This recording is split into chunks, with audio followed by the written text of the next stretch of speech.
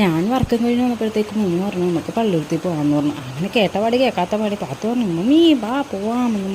ഇന്ന് അംഗൻവാടിയിൽ നിന്ന് നേരത്തെ വന്നു. ഇന്ന് 1:30 ആയപ്പോഴത്തേക്കും പാത്തു വന്നു. അങ്ങനെ പാത്തു ഞങ്ങൾ വീട്ടിൽ നിന്ന് ഇറങ്ങി. പാത്തുനാണെങ്കിൽ ബാഗ് പാത്തുന് തന്നെ തൂക്കണം. അങ്ങനെ അവൾ വഴി വെച്ച് തന്നെ അവൾ ഉറങ്ങിപ്പോയി. ബസ്സിൽ കയറുന്നതിന് മുന്നേ അവൾ ഉറങ്ങി. അങ്ങനെ ഞങ്ങൾ ബസ്സിൽ കയറി. അവൾക്കാണെങ്കിൽ സൈഡ് സീറ്റാണ് ഇഷ്ടം. ഉറങ്ങിയത് കൊണ്ട് ഭാഗ്യം. സൈഡ് സീറ്റ് തുറക്കാനും പറ്റില്ല മഴ ആയതുകൊണ്ട്. ഞങ്ങൾ കടയിലെത്തി സാധനങ്ങൾ വാങ്ങിക്കാനുണ്ടായിരുന്നു. അങ്ങനെ സാധനങ്ങളും വാങ്ങിച്ചു. അപ്പോൾ പാത്തുവിന് മിഠായി വേണം, കോല് മിഠായി. അത് അവൾ കഴിക്കുകയൊന്നുമില്ല. വെറുതെ ഒരു കൊതിയായിട്ട് വാങ്ങിച്ചേക്കണം. എന്നിട്ട് അത് അവിടെ നിന്ന് തന്നെ പൊട്ടിച്ച് അതിൻ്റെ കോലൊക്കെ കളഞ്ഞ് ആ മിഠായിയും കളഞ്ഞ്. എന്നിട്ട് പിന്നെ അവൾ ഡയറി മിൽക്ക് വാങ്ങിപ്പിച്ചെന്നെ കൊണ്ട്. അങ്ങനെ ഞങ്ങൾ ഓട്ടോയിൽ കയറി. ഞങ്ങൾ പള്ളിയത്തിൽ അമ്മായിയുടെ വീടിൻ്റെ അവിടെ എത്തി. അവൾ മുന്നേ നടക്കണതാണ്. എന്തോ നേരത്തെ വീടറിയാവുന്ന പോലെയാണ് നടപ്പ്.